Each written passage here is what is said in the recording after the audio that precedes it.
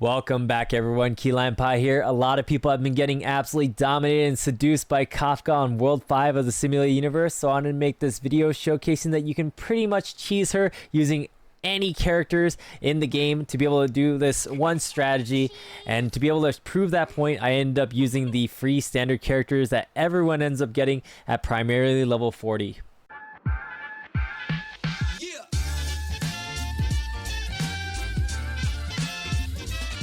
I want to take a brief moment going over the main blessings you should be on the lookout for to achieve a freeze cheese under the Path of Remembrance.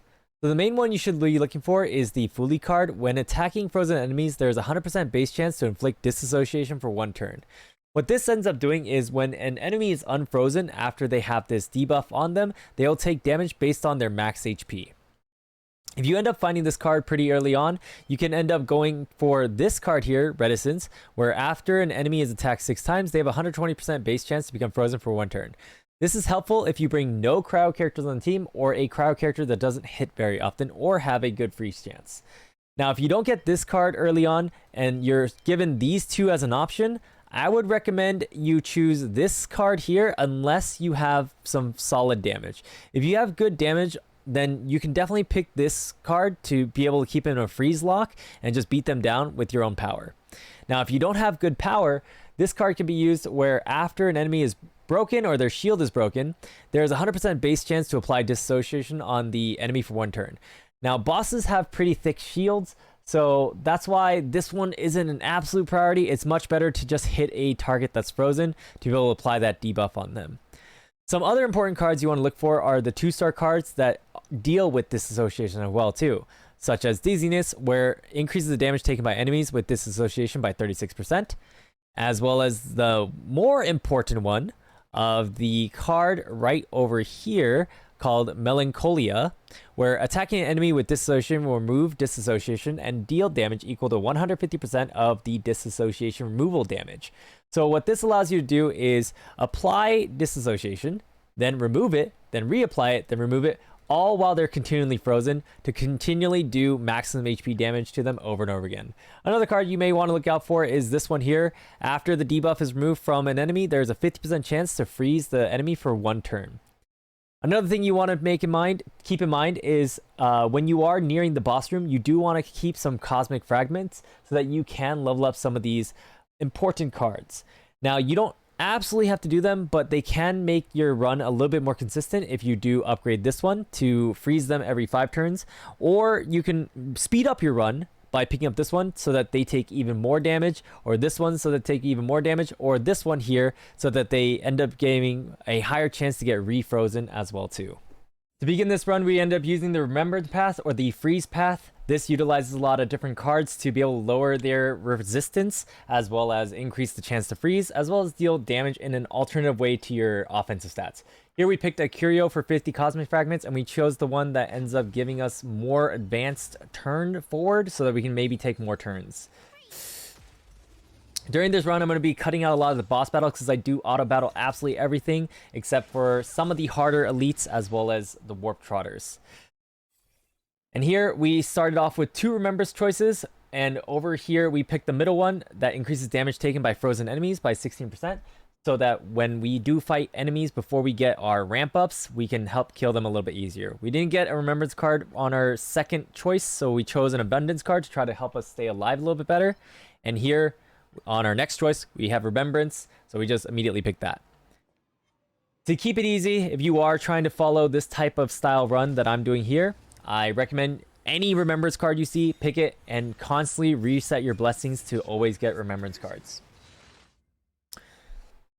On our next blessing choice, we have no Remembrance, so we're going to hit that reset button once more, and we have nothing again. So we have the choice between 2 Nihilities and a Hunt, and the break effect on Nihility is not very good for me, so I chose to pick Hunt, which if I do break an enemy, I can delay them more so that maybe I can get some more turns to get some more freezes in.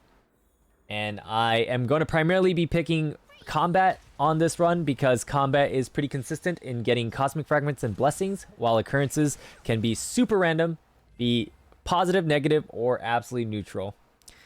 For this next card set, we have Nihility, Elation, so we reset, and now we have 2 Remembrance or Freeze choices here.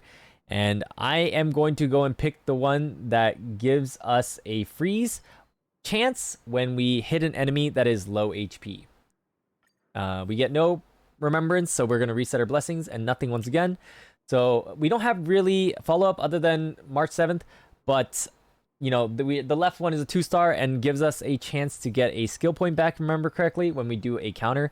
And now that we have 3 remembrance cards, we do end up getting the path resonance skill of a AoE freeze.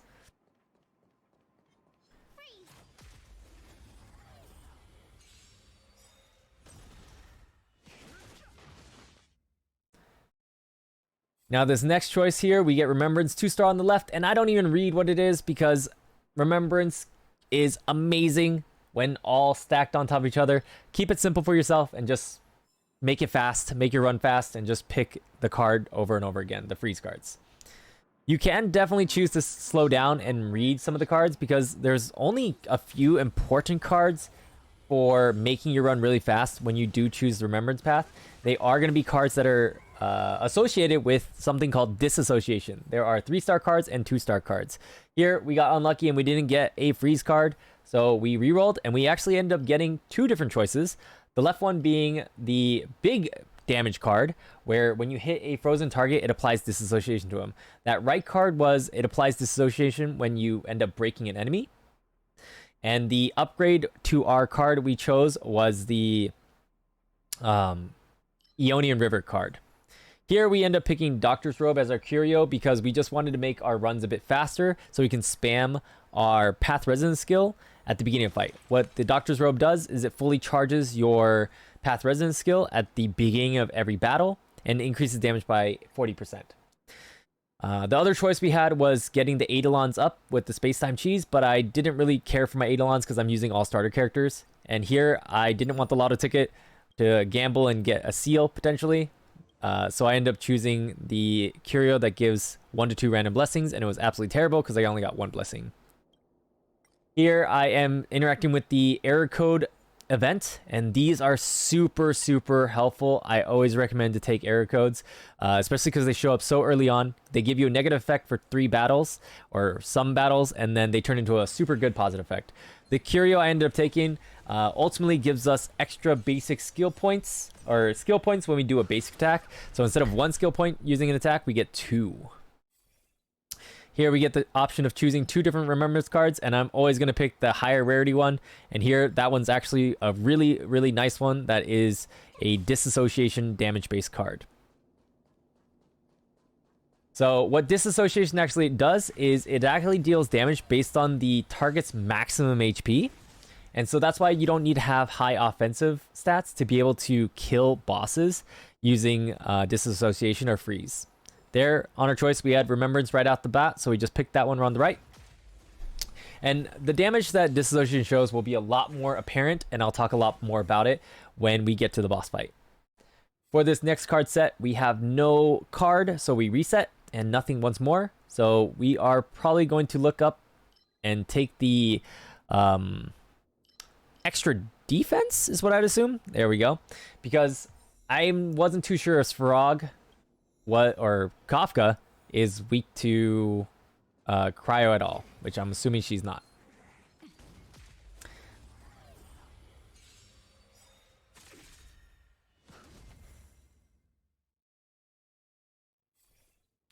Here we have the choice of Remembrance right on the left. Pick it immediately without reading what it does.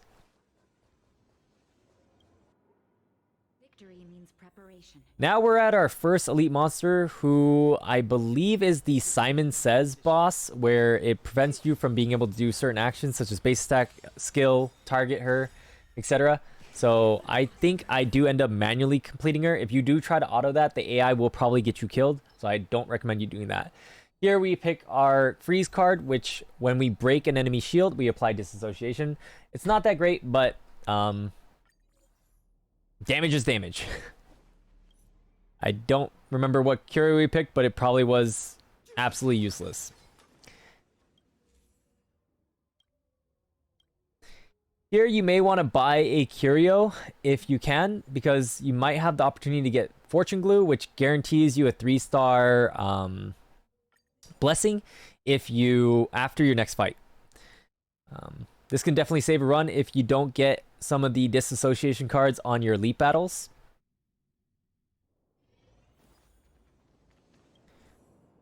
And here we go to the next event portion where it forces us to fight.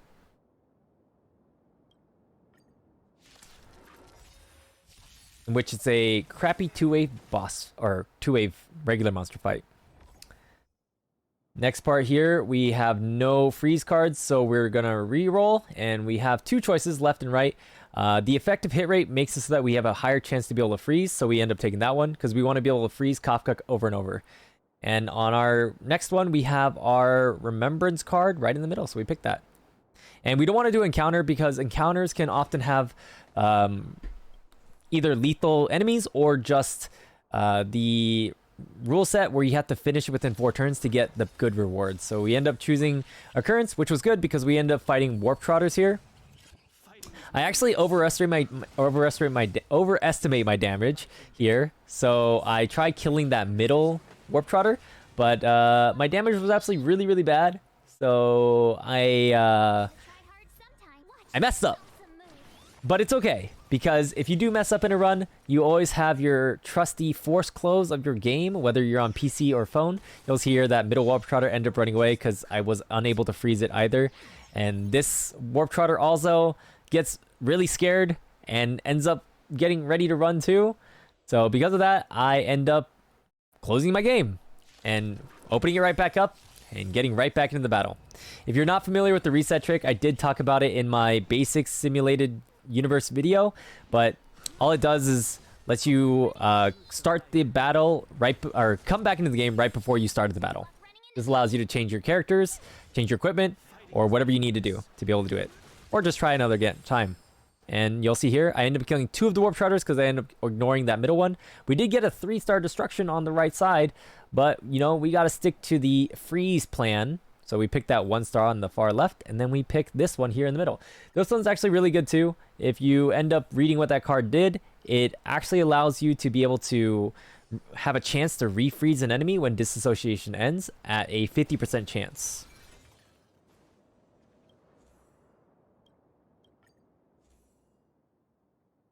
Here we have 226 cosmic fragments at the very end, so we upgrade our disassociation damage card, which makes us do more max HP percent damage.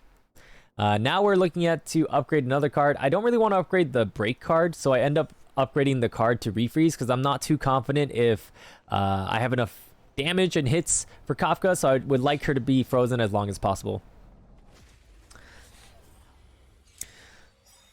So now that we're here at this fight, I will explain a little bit about disassociation if you don't know what it does. So what it does here is it deals at base value 30% of the target's max HP when they become unfrozen. However, there is a 2-star card, which when you hit a target that does have disassociation on them, it removes disassociation and deals like 150, 200% damage, depending if you upgrade it or not, of what it was supposed to do. Now, because it removes disassociation, it still has the ability to keep them frozen, and you can reapply disassociation by hitting that frozen target again. So it's a repeated cycle over and over again, where you freeze the target, hit them, apply, remove, hit them, apply, remove, hit them, apply, remove. You'll be able to see here how fast Kafka's HP just absolutely melts away. And this is not due to the level 40 character's damage. This is due to how busted this path can be. This path works for all the worlds from 1 through 5. However, it doesn't work on World 6 because Kakolia, who is the Ice Queen, does not like being frozen. Or she can't be frozen, I should say. And you can also tell if an enemy does have disassociation applied to them because of the ice spikes when they're frozen. And I don't know if y'all noticed this, but this Kafka fight is done fully on auto. That's how brain dead this can be. I will say you probably shouldn't auto if this is your first time clearing or you don't want to risk failure because the AI is not very good at cleansing.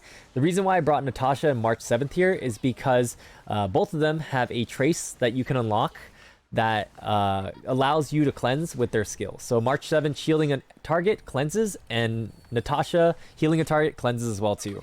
And what Kafka does that is pretty dangerous is she does this this multi-target domination, where when you are afflicted by domination, you end up kind of running wild. On phase 2, phase 3, it makes you hit your allies until you cleanse it off.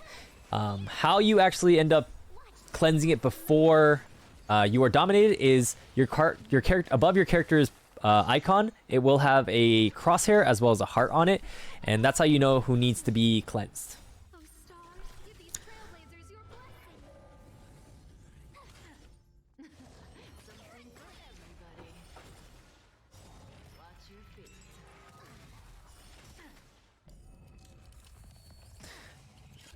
Now that Kafka's frozen and Heng is dominated, you can see here how much damage we're gonna try to push out real fast. Watch Kafka's HP just melt.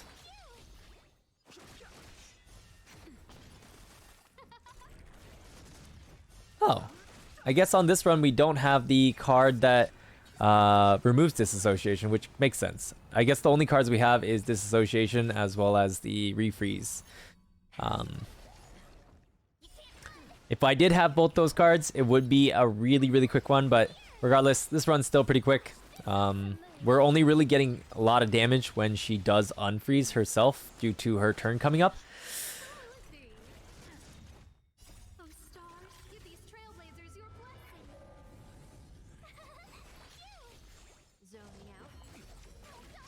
But you can see right above March 7th's head or icon, you can see that crosshair and that heart slightly to get an example of what that debuff looks like.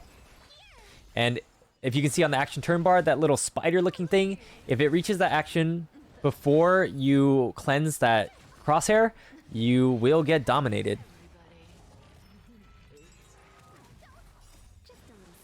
Nearly died there.